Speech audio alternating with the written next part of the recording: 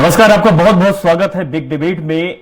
हिंदुत्व की राह पर राहुल गांधी। जी हां, देश की सियासत में बड़ा राजनीतिक बदलाव होता दिख रहा है। बीजेपी लंबे समय से हार्ड हिंदुत्व की पॉलिटिक्स करती रही, उसे इस राह पर चलने का सियासी फायदा भी मिला। यही वजह है कि बीजेपी के हार्ड हिंदुत्व को काउंटर करने के लिए कांग्रेस ने सॉफ्ट हिंदुत्व की तरफ कदम बढ़ा दिया है।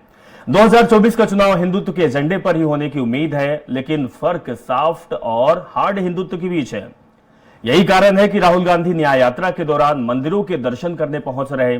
आज चर्चा इसी मुद्दे को लेकर होगी और चर्चा को हम विस्तार देंगे। उससे पहले देख लेते हैं एक रिपोर्ट। साल 2024 के पहली हाफ में लोकसभा चुनाव होने हैं और सियासी दलों ने इसके लिए अपनी अपनी गोटी सेट करने की कवायद शुरू कर दी है। कांग्रेस के लिए हिंदी बेल्ट, खासकर यूपी और बिहार जैसे राज्यों में मंडल बनाम कमंडल यानी कि राम मंदिर की लहर की काट तलाशने के लिए चुनौती होगी। भारत न्याय यात्रा नाम को इस बात का इशारा माना जा रहा है कि कांग्रेस का जोर जातीय, खासकर ओबीसी पॉलिटिक्स को धार देने की रणनीति पर होगा। कांग्रेस की रणनीति पर अब कमंडल की काट के लिए जातीय वोट बैंक में आधार तलाशने की हो सकती है और यही कारण है कि राहुल गांधी अब सॉफ्ट हिंदुत्व की तरफ चल पड़े हैं। इसका जीता जागता उदाहरण राहुल गांधी के उज्जैन मंदिर जाने को लेकर माना जा रहा है। क्या लगता है कितना असर होगा इस भारत जोड़ो न्याय यात्रा का? जितना जनसंपर्क हो रहा है ये किसी और कार्यक्रम में संभव नहीं है। लेकिन कमलनाथ जी, जो जनसंपर्क आप बता रहे हैं, जो आप भीड़ बता रहे हैं, भीड़ तो जुटती है लेकिन उसका परिणाम देखने को नहीं मिलता है। चुनाव के समय मिलता है, जरूर चुनाव के समय बहुत करारी हार हुई कांग्रेस की। चुनाव के समय नहीं मिलता है देखने को। नहीं मिलता है, जरूर मिलता है।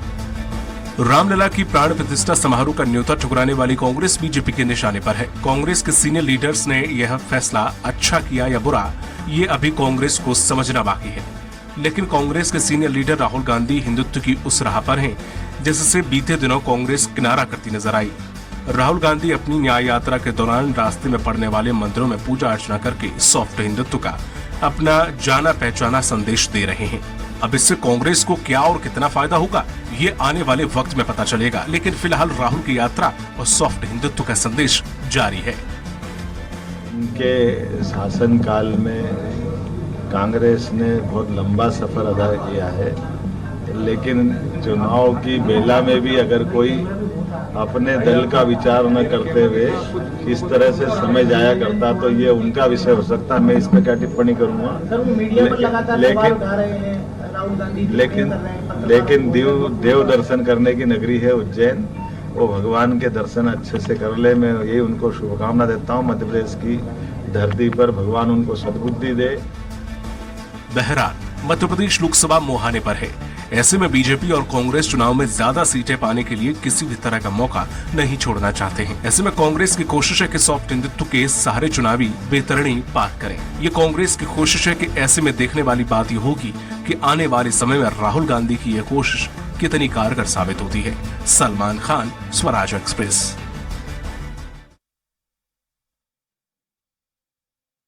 करने के लिए हमारे साथ खास मेहमान जुड़ चुके हैं, सबको स्वागत करते हैं। शशिकांत शुक्ला जी जुड़ चुके हैं, बीजेपी प्रवक्ता हैं। शशिकांत जी, आपका बहुत बहुत स्वागत है। आनंद तारण जी जुड़े हुए हैं, कांग्रेस के प्रवक्ता हैं। आनंद तारण जी, आपका भी बहुत बहुत स्वागत है। केएस शाइनी जी हमारे साथ जुड़ गई हैं, वरिष्ठ पत्रकार हैं। शाइनी मैम, आपका भी बहुत बहुत स्वागत है।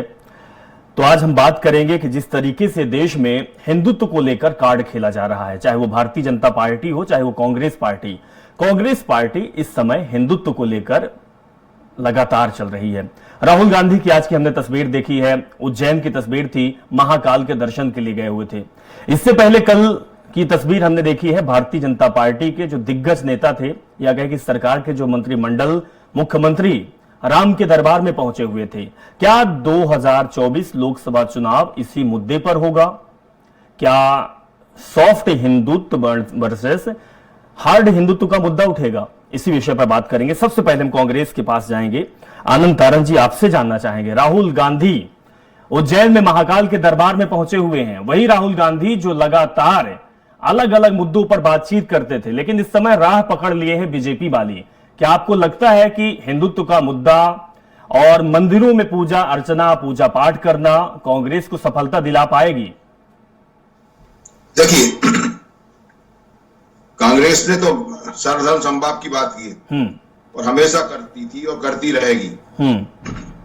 ये आज जो बात आई, मुद्दा जो आया है यार, जी, ये बड़ा आश्चर्यजनक मुद्दा है, क्योंकि चाहे भारत जोड़ो यात्रा हो, चाहे भारत जोड़ो न्याय यात्रा हो, कोई भी धर्म स्थल के सामने से अगर वो निकलते हैं तो निश्चित रूप से पहले भी वो गए हैं और आज भी जा रहे हैं। और क्या आनंद जी क्या अयोध्या में बनी हुई राम की मंदिर, वो मंदिर देश में नहीं है क्या? वो उत्तर प्रदेश में नहीं है क्या? वहां नहीं जाना चाहिए? मुझे एक बात समझ में नहीं आती कि प्रभु श्री राम, मर्यादा पुरुषोत्तम श्री राम, कोई क्या भारतीय जनता पार्टी ने उनका क्या ट्रेडमार्क कर लिया कि उसको रजिस्टर्ड करवा लिया कि भारतीय जनता पार्टी के हो गए? मुझे एक बात समझ में नहीं आती कि ये जो मंदिर बना है वो भारतीय जनता पार्टी ने कोर्ट के आदेश पे बनवाया तो खुद बनवा लिया। तो ये जो पैसा लगा है, पैसा देश का लगा है, देश की जनता का लगा है, भारत सरकार का लगा है, तो भारतीय जनता पार्टी उसमें अपने आप को पार्टी क्यों बना रही है? नहीं, आनंद जी बात तो यही है ना, तभी तो कांग्रेस पार्टी को भी मंदिर में जाना चाहिए था। राम तो आपके भी है ना? नहीं, राम तो सबके हैं। हाँ, और हर जात के हैं। ऐसी कोई सी जात का व्यक्ति नहीं है जो मर्यादा पुरुषोत्तम श्री राम को नहीं मानता हो। अभी आपने देखा होगा कि आचार्य श्री विद्यासागर जी महाराज का देहावसान हुआ, उनकी मुक्ति हुई, तो ऐसा कौन सा समाज था जिसने उनके श्रद्धांजलि नहीं दी हो? तो ये जो धर्म गुरु होते हैं वो तो सबके होते हैं। और फिर प्रभु श्री राम, मर्यादा पुरुषोत्तम श्री राम, जिनकी बार बार बात करती भारतीय जनता पार्टी, हमने तो कभी ये नहीं बोला कि हमने दरवाजा खुलवाया था, हमने तो कभी ये नहीं बोला कि हमने चबूतरे का उद्घाटन करवाया था। भारतीय जनता पार्टी हर चीज को वोट बैंक में तब्दील करना चाहती है। ये भारतीय जनता पार्टी की निष्क्रियता का उदाहरण है, क्योंकि ये जो सकारात्मक काम है, जो विकास के काम है, उसमें इनके जीरो हैं, शून्य बटा सन्नाटा है इनके पास विकास की कोई राह ही नहीं है। इनके पास, इनको अगर सत्ता मिली तो इन्होंने सबसे पहले उन चीजों को बेचने का काम किया, उन नवरत्नों को बेचने का काम किया जो आदरणीय देश के प्रथम प्रधानमंत्री जवाहरलाल नेहरू जी ने तैयार किए थे। तो आज जो स्थिति है, आज विकास कहीं नहीं है। आज अगर भारतीय जनता पार्टी के प्रधानमंत्री श्रीमान नरेंद्र मोदी जी से हम पूछे कि भाई आप मोदी गारंटी की बात करते हैं, आप मोदी की मैजिक की बात करते हैं, तो भैया आप ये तो बताएं कि मोदी गारंटी वो कहाँ है? कहाँ है वो 2 करोड़ नौजवानों को प्रति वर्ष नौकरी? कहाँ है वो 15 लाख रुपए? कहाँ है वो काला धन? कहाँ है वो 50 दिन के बाद किसी चौराहे पे आने की बात? 50 दिन में चौराहे पे नहीं आए, लेकिन 2000 का नोट बंद करवा दिया। डीजल पेट्रोल के रेट करने के लिए जब 60 रुपए थे तब कहते थे कम करेंगे। गैस सिलेंडर जो 400 रुपए का था, आज वो 950 का, 1150 के बाद 950 का कर दिया उन्होंने। लेकिन जो 400 से कम करना था वो कहीं बात नहीं है। सर्व से माथा झुकने की बात करते थे कि भाई हमारा सर्व से माथा झुक रहा है, रुपए का अवमूल्यन हो रहा है। आज रुपया 60 से लेकर 84 पहुंच गया। 205 लाख करोड़ के कर्जे से देश को लाद दिया। आजादी से लेकर 2014 तक देश के ऊपर 55 लाख करोड़ का कर्जा था, आज 5 लाख करोड़ रुपए का कर्जा हो गया। तो ये मध्य प्रदेश की बात हम करें, मध्य प्रदेश की सरकार ने 4 लाख करोड़ से कर्जे को लाद दिया जब से भारतीय जनता पार्टी की सरकार है। इसके पहले दिग्विजय सिंह जी की सरकार 2003 तक देश की आजादी से लेकर केवल 20,000 करोड़ का कर्जा था। तो ये सरकार ये देश को कहां ले जा रही है? कितने कर्जे पे कर्जे ले रही है, लेकिन विकास कहां है? रोजगार है नहीं है। अगर हम मध्य प्रदेश की बात करें तो मध्य प्रदेश में कहीं लाइन ऑर्डर की नाम की नहीं है। अभी कल ही हमारी एक बहन की अस्मत हुई, कितने लोगों ने रो दी, उनके परिवार के लोगों ने आत्महत्याएं कर ली। तो आप देखिए, अभी भोपाल की बात है, परसों के दिन एक टीआई श्रीवास्तव है, उनके साथ किस अभद्रता की गई भारतीय जनता पार्टी करता। तो है क्या ये सब चीजें? इन सब चीजों का ध्यान नहीं है भारतीय जनता पार्टी। केवल खेल खेलती धर्म के नाम पर, केवल खेल खेलती सांप्रदायिक काम सबके हैं। और मर्यादा ने जो देश दिए उन देशों को भारतीय जनता पार्टी। ठीक है आनंद जी, आप इतने आरोप लगा रहे हैं कि कुछ काम नहीं हुआ है, शून्य बटे सन्नाटा। आनंद जी, शून्य बटे सन्नाटा है, सरकार ने कुछ काम नहीं किया, बेरोजगारी है, धरना है, बहुत सारी चीजें चल रही है। तो भारतीय जनता पार्टी आंकड़े कहां से लाती है? भारतीय जनता पार्टी जो दिखाती है कि देश में, प्रदेश में सब कुछ अच्छा है, कहां से आंकड़े आ जाते हैं? कौन ये बताने वाले लोग होते हैं? शशिकांत शुक्ला जी आपसे जानना चाहेंगे। शशिकांत जी, देश में और प्रदेश में महंगाई लगातार बढ़ती जा रही है, बेरोजगारी भी है, हम धरना प्रदर्शन भी देख रहे हैं, छात्राओं का उग्र आंदोलन भी देख रहे हैं, पुलिस और पटवारी में जो भर्ती हुआ है घोटाले भी हमने देखे हैं, और स्वास्थ्य कर्मी जो हैं वो लगातार नियमितीकरण की मांग भी कर रहे हैं, वो भी धरने पर बैठे हुए हैं। क्या आपको लगता है कि ये सब मुद्दे को छोड़कर राम का सहारा आपको 400 पार लेके जाएगा? चलिए, तो शशिकांत अभी हमारे साथ नहीं जुड़े हुए हैं। शालिनी जी आपके पास आऊंगा। शालिनी जी, क्या लगता है जिस तरीके से कांग्रेस और बीजेपी दोनों हिंदुत्व का कार्ड खेल रही है, क्या ये सफलता दिला पाएंगी? क्या सिर्फ इसी से प्रदेश का विकास होगा? क्या इसी से लोकसभा चुनाव होगा? नहीं, बिल्कुल। देखिए, जहाँ तक हिंदुत्व का कार्ड है तो मुझे लगता है कि मैं इससे सहमत नहीं हूँ कि राहुल गांधी के एक मंदिर में जाने से हम ये मान लें कि कांग्रेस जो है वो सॉफ्ट हिंदुत्व की तरफ जा रही है। इसमें पहले जो 2019 का चुनाव था तो उसमें मुझे लगता है राहुल गांधी का ज़्यादा विजिट हुआ है और एक जो बयान थे वो हिंदुत्व के, सॉफ्ट हिंदुत्व का एक वो दे रहा था। लेकिन इस बार जो है बहुत स्ट्रांग मैसेज कांग्रेस दे रही है कि वो इस तरह के हिंदुत्व के कार्ड पे नहीं खेलेगी। जो आज भी एक स्टेटमेंट आया, उनने कहा कि जय श्री राम बोलो और भूखे मत जाओ, सरवाइव करने के लिए परेशानी है लोगों को, और श्री राम बोलते रहेंगे। तो ये मुझे नहीं लगता कहीं से भी राहुल गांधी का या कांग्रेस का इस तरह से स्ट्रैटेजी है।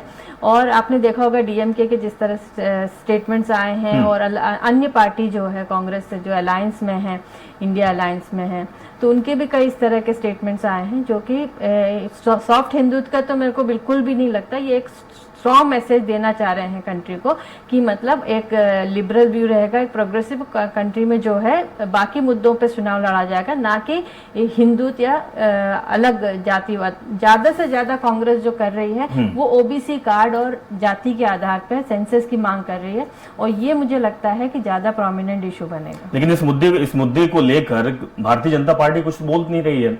दूसरी बात, आपने जो कहा शालिनी जी कि लगता नहीं है कि हिंदुत्व का कार्ड खेल रही है कांग्रेस पार्टी, लेकिन अब मुसलमानों पे बयानबाजी करने से परहेज भी तो कर रही है कांग्रेस पार्टी, जो लगातार मुखर होती थी, मुसलमानों की बात करती थी। अभी आज के तारीख में मुस्लिम एक समाज ऐसा, उनको ये लगता है कि हमें कहीं पे भी स्थान नहीं है। आप टिकट बंटवारा को देख लीजिए या उनके जो भी मुश्किलें हैं उसके लिए कोई खड़ा हो, ऐसा कोई नेता आज नहीं दिख रहा है। और कहीं ना कहीं वो इस चीज को महसूस भी कर रहे हैं कि उनके क्योंकि इतना फोर्स नहीं है आज के तारीख में, तो वो एक तरह से उनको अलग कर दिया गया है, चाहे वो कांग्रेस हो, चाहे बीजेपी हो या कोई अन्य दल हो। तो ये तो बहुत साफ दिख रहा है, और कहीं ना कहीं एक डर भी दिखता है कम्युनिटी के अंदर कि मतलब हमें इस तरह से किनारा किया जा रहा है। पर मुझे लगता है कि कास्ट, जाति और संप्रदाय को छोड़ के डेवलपमेंट की बात, विकास की बात होनी चाहिए। और अगर जिस तरह से बीजेपी कहती है कि सबका साथ सबका विकास, और वो धरातल पे दिखाई देने चाहिए। चलिए, ठीक है। हमारे साथ शशिकांत शुक्ला भी जुड़े हुए हैं। शशिकांत शुक्ला जी, आपके पास आऊंगा। शुक्ला जी, हमारे प्रदेश में बहुत सारी चीजें चल रही है, आपको भी पता होगा, बेरोजगारी, महंगाई, प्रदर्शन, छात्रों का आंदोलन, स्वास्थ्य कर्मियों का प्रदर्शन, नियमितीकरण की मांग, लगातार कई सालों से मांग, जो 25-25 साल तक अपने स्वास्थ्य विभाग में काम कर रहे हैं, उसके बाद भी नियमित नहीं है। महंगाई भत्ते की मांग, क्या ये मुद्दे नहीं है? केवल राम का सहारा आप ले रहे हैं। आप उज्जैन में महामाया लोक बना रहे हैं, महाकाल लोक बना रहे हैं। क्या आपको लगता है कि ये सारे मुद्दे को छोड़कर केवल राम का सहारा जिसको आप अपना रहे हैं, हमने देखी है कल की तस्वीर की पूरे आप सरकार उत्तर प्रदेश में अयोध्या में राम के दरबार में पहुंची हुई थी, क्या आपको 400 के पार राम पहुंचा पाएंगे? इन मुद्दे को छोड़ दिया जाए, क्योंकि जनता तो सब कुछ देख रही है सर। नहीं, आप केवल भारतीय जनता पार्टी को राम से क्यों जोड़ रहे हैं? आप तो कांग्रेस की भाषा उपयोग कर रहे हैं। जैसा कांग्रेस कहती है कि राम के सहारे भारतीय जनता पार्टी चल रही है, हिंदुत्व की राजनीति कर रही है, सांप्रदायिकता कर रही है, राम का नाम लेकर राजनीति करती है, वही आप कह रहे हैं। ऐसा नहीं, हम राम और रोटी दोनों की बात करते हैं। भारत में जो डेवलपमेंट माननीय मोदी जी के नेतृत्व में हुआ है, क्या उसमें रोजगार नहीं मिला?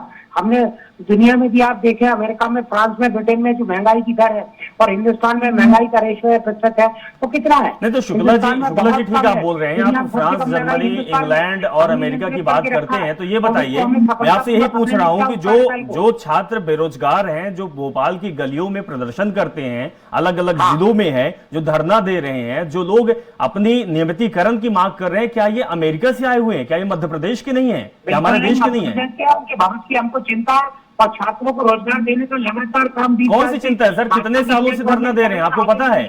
लगातार 20 साल से आप सरकार चला रहे हैं, 10 साल से केंद्र में आप सरकार में हैं, कितने साल लगेगा? कांग्रेस का प्रश्न क्यों नहीं करते कि बेरोजगारी क्यों नहीं खत्म कर दी कांग्रेस ने? सर, उन्होंने नहीं किया तो विपक्ष में बैठे हुए हैं।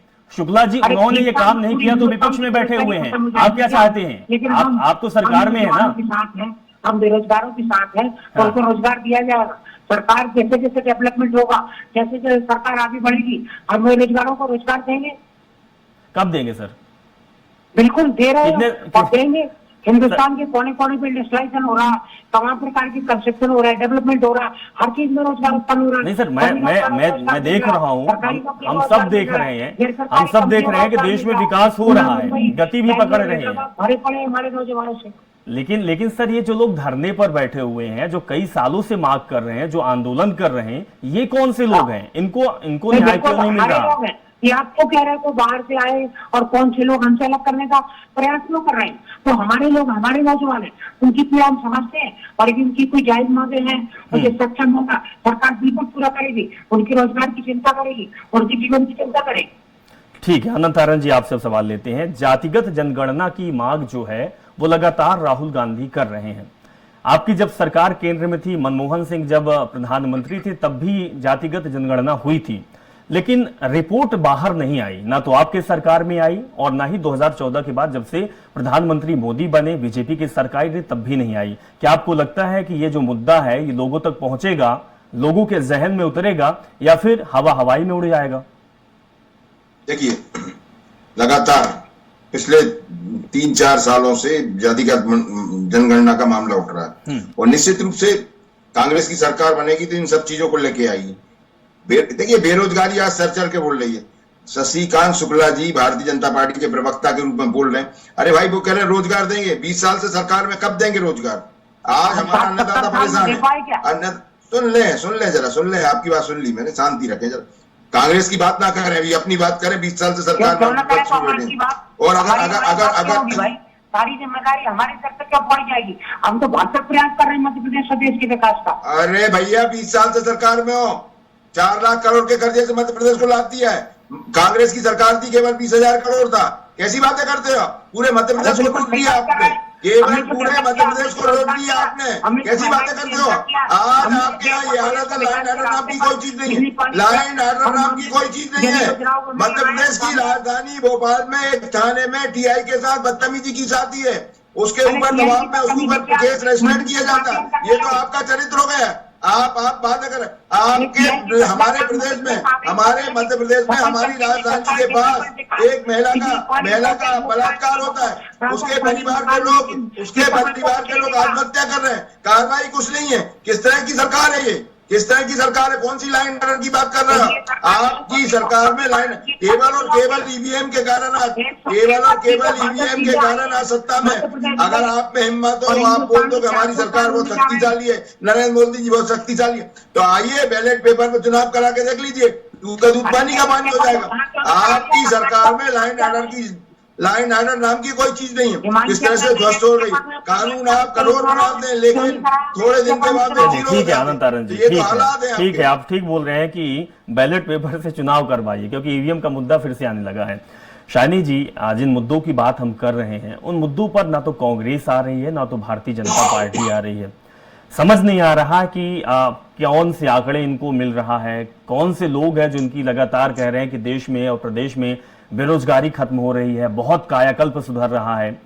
हम तो ये देख रहे हैं, आप देखने की कोशिश करें तो वो आंकड़े सामने नहीं, ठीक है सर, मैं उस आंकड़े को भी, आपके आंकड़े की शुक्ला जी तारीफ करता हूँ। आप जो प्राइवेट या नौकरियों में जो ईपीएफ कटता है, जो उसको देखें, उनकी संख्या देखें, कितनी नया रोजगार मिला।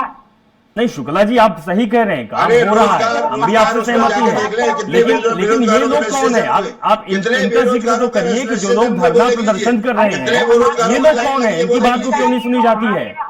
क्या हमारे लोकतंत्र में धरना देने वालों और जो प्रताड़ित है, जो बेरोजगार है, क्या उनकी बात आप नहीं सुनेंगे? बिल्कुल सुनेंगे। तो कब सुनेंगे सर, कब सुनेंगे? बिल्कुल सुनेंगे, सुनेंगे। सरकार काम कर किसान आंदोलन है, किसान आंदोलन है, मध्य प्रदेश के किसान आंदोलन कर रहे हैं, भारतीय जनता पार्टी सो रही है, अन्नदाता है वो हमारे। चलिए शानी जी आपसे जवाब चाहूंगा। शानी जी, क्या लगता है कि चाहे भारतीय जनता पार्टी हो चाहे कांग्रेस पार्टी हो, मुद्दों से भटक रही है, मुद्दों से दूर है, केवल और केवल दिखावे की राजनीति कर रही है। अब तो राम का सहारा लेने लगे हैं, अब तो भगवान मुद्दा बन गए, चाहे वो विधानसभा चुनाव हो चाहे वो लोकसभा चुनाव हो, केवल और केवल मुद्दा भगवान बनते जा रहे हैं। इमोशनल ब्लैकमेल इसको बोलते हैं, इस तरीके का कर रहे हैं। क्या लगता है कि इस तरीके में देश हमारा, प्रदेश हमारा आगे बढ़ेगा, सरकार इस तरीके से चलेगी या जनता का भला होगा? आपका क्या कहना है? जवाबदार में बीजेपी से मिलेगा ना कांग्रेस से मिलेगा? आप उम्मीद कर सकते हैं शानी जी। अभिषेक जी, देखिए, चाहे कांग्रेस हो बीजेपी हो, जब चुनाव आते हैं तो जो इमोशनल कार्ड होता है वो खेलना शुरू कर देते हैं। जो मुद्दे हैं, जो जनता के मुद्दे हैं, वो कहीं ना कहीं पीछे रह जाते हैं। जैसे आपने कहा बेरोजगारी आज चरम पर है, ठीक है, रोजगार मिल रहे हैं लोगों को, ऐसा नहीं है कि रोजगार नहीं मिल रहे, पर जिस तरह से लोग पहले जनसंख्या और बेरोजगारी कितनी थी, अब जनसंख्या और बेरोजगारी कितनी चरम पर, कैसे कह सकते हैं आप? जी जी, बिल्कुल आपसे, आपकी बात से सहमत हूँ कि लोगों को रोजगार, अरे भैया ऊँट के मुंह में जीरा दे रहा हो, ऊँट के मुंह में जीरा दे रहा हो, रोजगार मिलना चाहिए, उसमें भी भ्रष्टाचार चल ठीक रहा है। है। आनंद जी शानी जी की बात सुन लीजिए। आनंद जी, शायद आपके लिए कोई शब्द अमृत का काम करे। आनंद जी, कितने लोगों को रोजगार दिया आपने? कहाँ उसकी जांच की, कहाँ है वो सब चीजें? जी शानी जी अपनी बात रखिए। जी, आपको कांग्रेस में क्षमता क्या थी? रोजगार जो है, जो मिल रहे हैं वो बहुत कम है। जिस हिसाब से जो प्रोपोर्शन में स्टूडेंट्स निकल के आ रहे हैं, जो पढ़े लिखे नौजवान हैं, उनकी संख्या बहुत ज्यादा है और उस प्रोपोर्शन में नौकरियां नहीं निकल रही हैं, जिसकी वजह से आज समस्या हो रही है। और बेरोजगार एक बहुत बड़ा समस्या है अपने देश में, और उसको हम ये नकार नहीं सकते हैं, कोई भी इसको अनदेखा नहीं कर सकते। जिस चीज को सभी पार्टीज को इस पे ध्यान देना चाहिए और किस तरह से इससे छुटकारा मिलेगा, ये तो बैठ के ही तय किया जा सकता है। इसमें इस तरह से बहस से और उससे डिबेट से तो नहीं निकलेगा सोल्यूशन। पर ये है कि पार्टीज जो है, चुनाव आते हैं तो इमोशनल कार्ड जरूर खेलते हैं, ताकि जनता के इमीडिएट जो चीजें वर्क करती है। बेरोजगार जो है 5 साल 10 साल से जनगणना की बात कर रही है, तुष्टिकरण की बात कर रही नहीं सर, शुक्ला जी आप तो खेल ही नहीं रहे, आप किसी को तो पता नहीं कि आप भी खेल रहे हैं। बात कर रहे हैं सर, आप भी खेल रहे हैं और कांग्रेस भी खेल रही है। दोनों एक दूसरे का अनुसरण कर रहे हैं। लगता है कि कौन किससे बेहतर करने की कोशिश करे। जो शुक्ला जी, हम ये चाहते हैं कि अगर आप काम कर रहे हैं तो फिर इतना दिखाने की क्या जरूरत है? राम मंदिर को लेकर सियासत करने की क्या जरूरत है? और कांग्रेस पार्टी को भी, अगर वो राम के भक्त हैं, अगर उनके पास मुद्दे हैं, राहुल गांधी भारत जोड़ो न्याय यात्रा की बात कर रहे हैं, देश को जोड़ने और न्याय दिलाने की बात कर रहे हैं, तो फिर राम मंदिर पर सियासत सर आप लोग भी क्यों कर रहे हैं? फिलहाल बहुत बहुत शुक्रिया शुक्ला जी, आनंद तारण जी और शानी जी की आप हमारे साथ जुड़े और इस अहम मुद्दे पर आपने बातचीत की। हालांकि मुद्दे पर बातचीत होती है लेकिन निष्कर्ष कुछ नहीं निकलता। निष्कर्ष सिर्फ एक चीज निकलता है कि एन केन प्रकारेण सत्ता को पाना है। चाहे हम धर्म की बात करें, चाहे हम जाति की बात करें, चाहे हिंदू की बात करें या फिर मुसलमानों की बात करें, बहुत दूर, कोसों दूर होती है लोगों की समस्याएं। चाहे रोजगार की समस्या बात हो, चाहे वो महंगाई की बात हो, चाहे फिर जिसकी भी बात हो, उन मुद्दों पर ना तो भारतीय जनता पार्टी और ना बीजेपी ध्यान दे रही है। अब जनता को समझने की जरूरत है कि 2014 से 24 का काल आ चुका है, लोकसभा चुनाव है, आपका एक वोट बहुत मायने रखता है। अब आपका वोट किस ओर जाता है? क्या जो आपके साथ खेल खेला जाता है, क्या आप उसको समझ पाते हैं या फिर आप अपने मुद्दों पर वोट करते हैं? या आपको समझने की जरूरत है। फिलहाल इस कार्यक्रम में इतना ही। जुड़े रहें और देखते रहें स्वराज एक्सप्रेस। नमस्कार।